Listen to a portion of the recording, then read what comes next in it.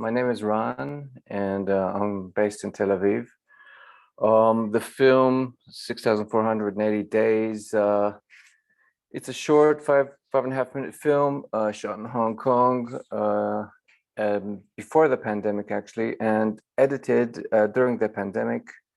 I was in Hong Kong briefly, for another project, and I was just sort of, had no idea what I was doing. I was just collecting materials because the city's so awesome and special. So I didn't know what I wanted to do, but for me, it was a journey. Like, the rest of my films, my projects are sort of journeys into certain territories and foreign places which I don't know. It's like jumping into the unknown in a way, and Hong Kong was, in that sense, it fit the description. So I was sort of collecting materials of, beautiful visuals I loved of the city and things that interested me, certain aesthetic aspects. And that sort of sat on the hard drives for a while. And during the pandemic, I thought, I do, so I sort of pick it up and sort of see what's going on.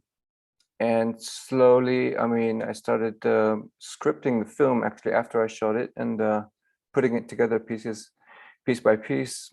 And that's how the film sort of came about, in relation to the pandemic, but from a certain, let's say, fast forward future kind of point of view, where someone, who's been already 18 years into the pandemic, and things aren't normal anymore, but he was born like 18 years before the beginning of the pandemic, so he doesn't really know any other situation except this abnormality. And so for him, for the narrator of the film, for our protagonist, which we never see, actually, we only hear him, a normal life before the pandemic is basically a utopian dream, which he can only sort of fantasize in flashbacks. A dream I never had.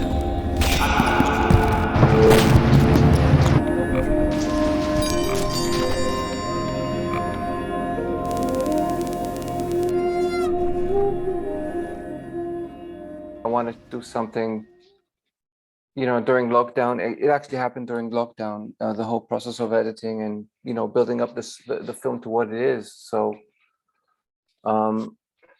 it kind of reflected my own sort of, hope for better days, it kind of reflected my own dream for all of this to end and, go back to some kind of normality, because as you can remember, the lockdown days were totally uncertain, and it was like totally abnormal for, huge megacities to suddenly kind of come to a full stop, and everything was closed, and you weren't allowed to go out of the house, like some kind of military regime. And the film is a kind of it's like a prayer, it's like a dream, it's like a poem, to sort of look beyond that, and to kind of make a story of that, but sort of project it, even further away to, let's say, in a more extreme level, but sort of look back in a hopeful kind of way of, how dreams, dreams bleed into reality and can actually change them.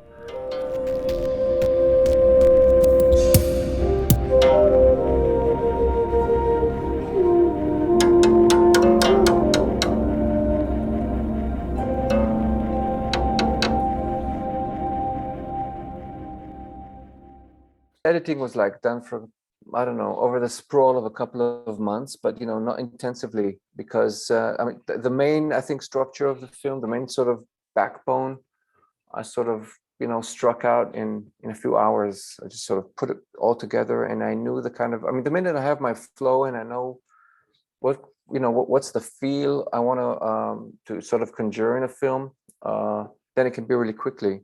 And then I go into all the details and sort tidying up and really exactifying everything. But the main sort of lash is like, like finding a song. Fuck, you have it, it's like in one take almost, So in short films, that's a possibility to sort of, like hacking out a song. When the film is it's very musical in a sense. It's poetic. It has a certain rhythm, like a song. I think this short one. It was very strange to edit it during lockdown in a way, because we were still in the pandemic, in the lockdown situation, and everything was very quiet. And so I remember the whole atmosphere being kind of eerie, but very peaceful as well. I mean, there was kind of things, everything was like, busted. Everything was like disrupted, let's say. Normality, our lives were disrupted. But then again, it was so peaceful, like a vacation, or like some kind of Zen situation suddenly happened. And I think some of that feeling actually goes into the film. It's kind of very Zenish. It's kind of it's very Buddhist in a way, in the sense that it's reflective.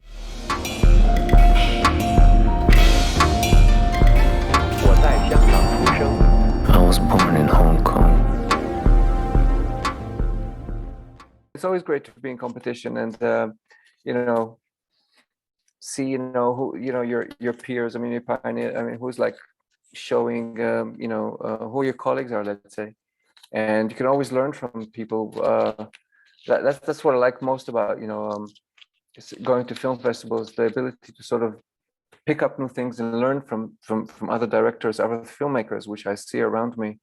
That's the best sort of learning process I get from film festivals, which I go see films, and I'm totally surprised, and films that strike me in awe, and those are the films I take away with me, and I can actually learn from them and you know, sort of think, how can I be a better filmmaker? How can I, incorporate these amazing things that other people did in their films? How can I sort of, take that inward and sort of put it in my process as well? Just be a better filmmaker that way. Yeah.